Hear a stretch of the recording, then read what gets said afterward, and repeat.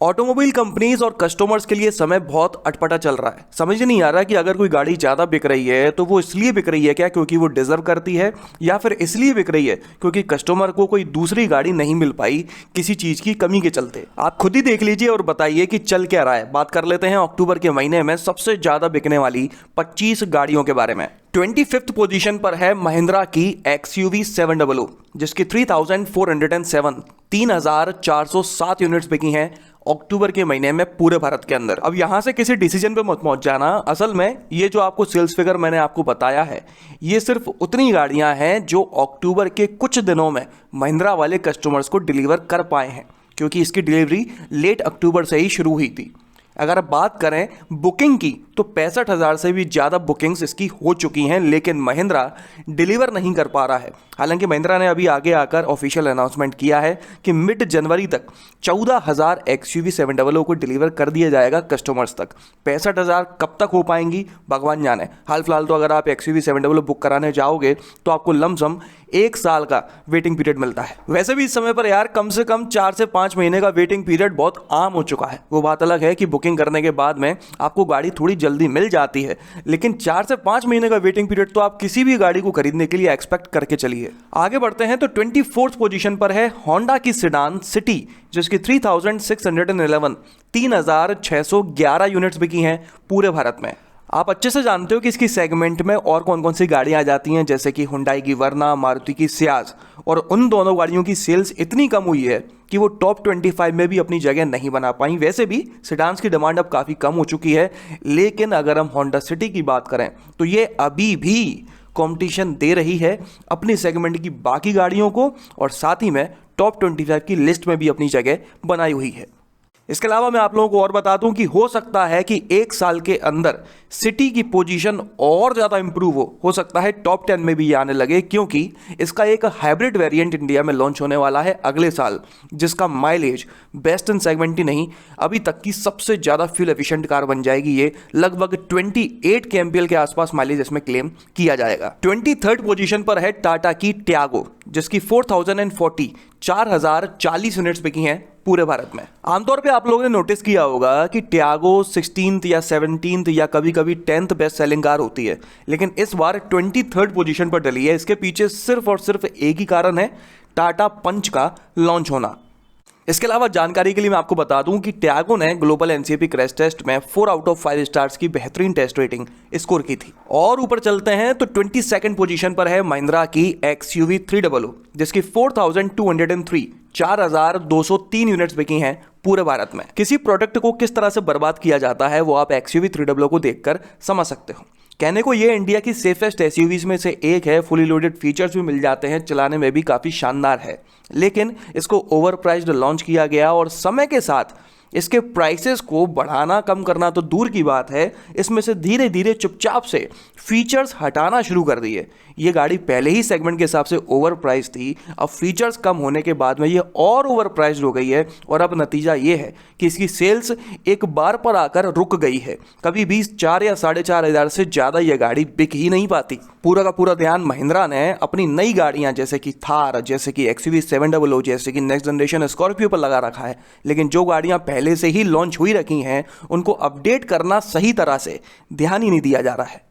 इसके बाद 21st position पर है हुंडई की एलीट i20 जिसकी 4414 4414 यूनिट्स बिकी हैं अक्टूबर के महीने में पूरे भारत के अंदर। जब इस गाड़ी की नेक्स्ट जनरेशन नहीं आई थी तब तक ये गाड़ी ने सबकी नाक में दम कर रखा था, लेकिन जब से इसकी नेक्स्ट जनरेशन आई है तब से ये कभी भी टॉप 10 की लिस्ट में एंटर हो ही नहीं पाई, और अभी भी 21st पोजीशन पर डली हुई है। 20th पोजीशन पर है मारुति की एस्प्रेसो जिसकी 4442 4442 यूनिट्स बिकी हैं पूरे भारत में। एस्प्रेसो इंडिया की इकलौती ऐसी गाड़ी है जिसमें सभी सेफ्टी फीचर्स होने के बावजूद भी इसने ग्लोबल NCAP क्रैश टेस्ट में 0 आउट ऑफ 5 स्टार्स स्कोर किए थे, लेकिन उसके बाद भी 4,500 लोगों ने इसको खरीदना पसंद किया। आगे बढ़े तो 19th पोजीशन पर है मारुति की XL6 जिसकी 4602 4602 यूनिट्स बिकी हैं पूरे भारत में। XL6 कोई नया प्रोडक्ट नहीं है, ये अर्टिगा का ही एक स्पोर्टी वर्जन है।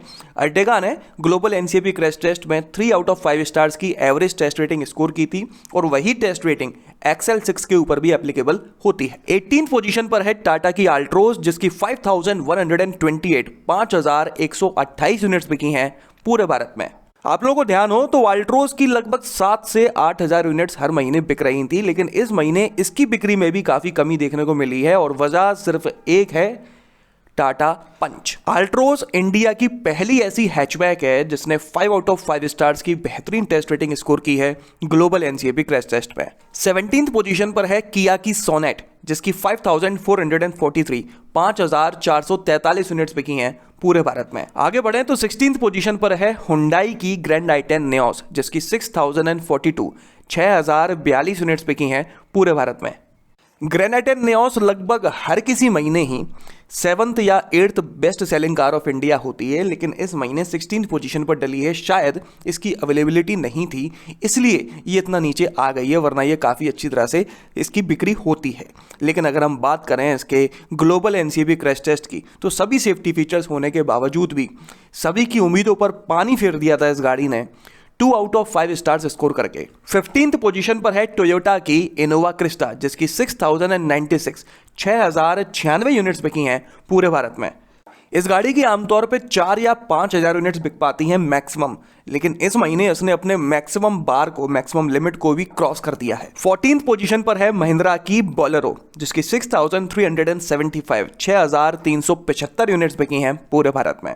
इस गाड़ी के बारे में तो क्या ही कहना, हमेशा ही टॉप 10 में 5th या 6th पोजीशन पर बने रहने वाली गाड़ी आज 14th पोजीशन पर है, जबकि बोलेरो नियो के नाम से इसका एक नया वेरिएंट लॉन्च किया गया है। और 13th पोजीशन पर वो गाड़ी है जिसकी किसी को उम्मीद नहीं होगी, हुंडई क्रेटा, जिसकी सिर्फ 6,455 यूनिट्स ही बिक पाई है पूरे भारत में। इतनी कम बिक्री होने के पीछे क्या कारण हो सकता है? कोई नई गाड़ी तो ऐसी कोई लॉन्च नहीं हुई है जो क्रेटा की बिक्री पर असर डाल सके। हाँ, एस्ट्रा जरूर लॉन्च हुई है, लेकिन उसकी इस साल लिमिटेड यूनिट्स बिकनी थी जो बिक भी चुकी हैं।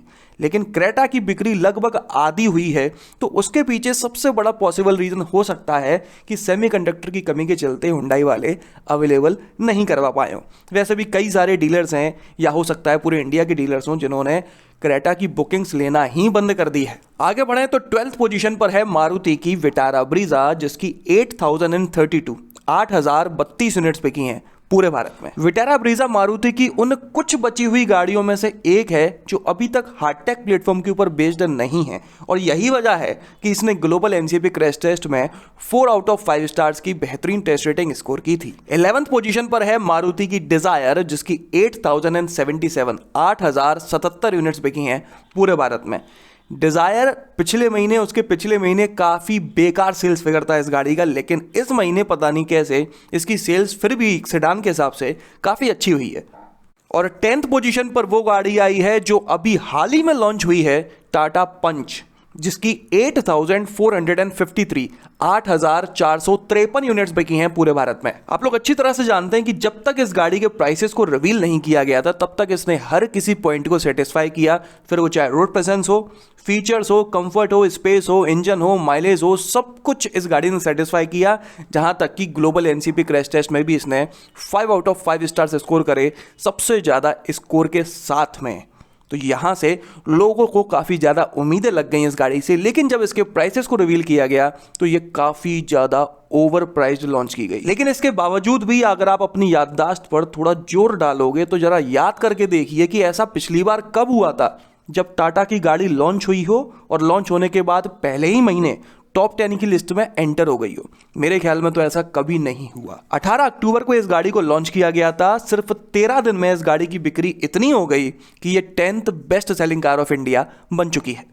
तो भाई मानो या ना मानो, टाटा की ब्रांड वैल्यू तो काफ़ी बढ़ चुकी है। इसके बाद 9th पोजीशन पर है खतरों के खिलाड़ियों की सबसे पसंदीदा गाड़ी स्विफ्ट, जिसकी 9,180 यूनिट्स बिकी हैं पूरे भारत में। इस महीने तो इस गाड़ी की बिक्री फिर भी काफ़ी कम हो पाई है, लगभग आधी ही हो पाई है। आमतौर पे इसकी 17 या 18 यूनिट्स हर महीने बिकती हैं और ये टॉप 3 में रहती है। यही वजह है कि ये 9th बेस्ट सेलिंग कार है, मतलब कि बुरा बिकने के बाद भी ये टॉप 10 की लिस्ट में ही है।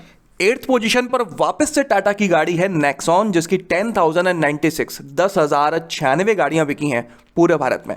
ऐसा भी आप लोग पहली बार देख रहे होंगे कि टॉप 10 की लिस्ट में 2 गाड़ियां टाटा मोटर्स की हैं। आमतौर पर जब हम टॉप 15 या टॉप 20 सेलिंग कार्स की बात करते हैं तब जाके कहीं टाटा मोटर्स की 1 या 2 गाड़ियों का नाम आ पाता है, लेकिन टॉप 10 की लिस्ट में टाटा की 2 गाड़ियां एंट्री ले चुकी हैं बॉस। अब बस देखना यह है कि जब सेमीकंडक्टर की कमी खत्म हो जाएगी, क्या तब भी ये 2 गाड़ियां या और कोई टाटा की गाड़ी इस लिस्ट में अपनी जगह बनाई रख पाती है या नहीं। 7th पोजीशन पर है मारुति की इको, जिसकी 10,320 यूनिट्स बिकी हैं पूरे भारत में। यार पिछले वीडियो में मैंने ये क्वेश्चन पूछा था और अब भी दोबारा पूछ रहा हूं। अब तो खैर जब मैं सड़कों पर निकलता हूं तो तब भी खास ध्यान देता हूं इस बात पर, क्या किसी ने सड़कों पर नई मारुति इको को घूमते हुए देखा है? मैं पता नहीं कितनी बार ध्यान दे चुका हूँ, मुझे कभी भी कोई भी इको नई नवेली सड़कों पर घूमती हुई नहीं दिखती, लेकिन जब देखो तब इस गाड़ी की सेल्स तगड़ी हो रही होती है। भाई कौन खरीद रहा है इसको? आगे बढ़े तो 6th पोजीशन पर है किया की सेल्टोस, जिसकी 10,488 यूनिट्स बिक रही हैं पूरे भारत में। इस गाड़ी की ज़्यादा बिक्री होने के पीछे भी एक कारण है। हाल फिलहाल अगर आप हुंडई और किया के डीलर के पास जाएंगे तो हुंडई वाले या तो आपको मना कर देंगे या लंबा वेटिंग पीरियड देंगे, जबकि किया वाले आपको कम वेटिंग पीरियड में सेल्टोस अवेलेबल करवा रहे हैं। तो शायद ये वजह हो सकती है सेल्टोस की ज़्यादा बिक्री होने के पीछे। 5th पोजीशन पर है हुंडई की वेन्यू, जिसकी 10,554 यूनिट्स बिकी हैं पूरे भारत में। इसके बाद 4th पोजीशन पर है, अरे यार मैं नहीं बता रहा, वैगनआर, जिसकी 12,335 यूनिट्स बिकी हैं पूरे भारत में। 3rd पोजीशन पर है मारुति की अर्टिगा, जिसकी 12,923 यूनिट्स बिकी हैं पूरे भारत में। वैसे तो मैं आपको बता चुका हूं कि अर्टिगा ने ग्लोबल एनसीपी क्रैश टेस्ट में 3 आउट ऑफ 5 स्टार्स की एवरेज टेस्ट रेटिंग स्कोर की थी। अब दोबारा सुन लो। 2nd पोजीशन पर है मारुति की बलेनो, जिसकी 15,573 यूनिट्स बिकी हैं पूरे भारत में। अभी हाल ही में बलेनो ने मारुति सुजुकी का नाम पूरी दुनिया भर में रोशन करा है लेटिन एनसीएपी क्रैश टेस्ट में 0 आउट ऑफ 5 स्टार्स स्कोर करके। अब यही टेस्ट रेटिंग वो टोयोटा की जो बैरूपिया है ना ग्लांजा, उस पर भी एप्लीकेबल होती है, क्योंकि भाई है तो वो बलेनो ही है। तो जो लोग ये सोच रहे हो कि नहीं अच्छा रहा हमने बलेनो ले ली ग्लांजा ले ली, कम से कम हमारा नाम तो बदनाम नहीं हो रहा, तो भैया वो टेस्ट रेटिंग बलेनो और ग्लांजा दोनों पे एप्लीकेबल है। और ये बात मैं इसलिए कह रहा हूं क्योंकि कल ही की बात है, चाय के टपरे पे 2 लोग इसी बात पर लड़ रहे थे कि भाई तेरी है बलेनो 0 स्टार, मेरी तो ग्लांजा है टोयोटा वालों ने बनाई है, कम से कम 3 स्टार तो ले ही आएगी। भैया मुंगेरी लाल के हसीन सपनों, सच का सामना कर लो। और अब बात कर लेते हैं सबसे ज्यादा बिकने वाली गाड़ी के बारे में, तो वह है मारुति की ऑल्टो, जिसकी 17,389 यूनिट्स बिकी हैं पूरे भारत में। इस गाड़ी की भी नेक्स्ट जनरेशन कई बार टेस्ट करते हुए देखी गई और अच्छी बात यह है कि वो साइज में पहले से ज़्यादा बड़ी है और ऊंची भी है। आप लोग जानते हो कि पिछले कुछ समय से मारुति किसी भी गाड़ी की नेक्स्ट जनरेशन लॉन्च कर रहा है उसकी शक्ल कैसी होती है, तो भाई ऑल्टो से भी शक्ल के मामले में ज़्यादा उम्मीद मत रखना। तो चलिए ये थी सबसे ज़्यादा बिकने वाली 25 गाड़ियाँ। अगर आप अपनी गाड़ी के लिए कोई सस्ती और अच्छी एसेसरी खरीदना चाहते हो तो इस वीडियो के डिस्क्रिप्शन को जरूर चेक करिएगा। इस वीडियो में तो बस इतना ही। आपका दिन शुभ रहे। धन्यवाद।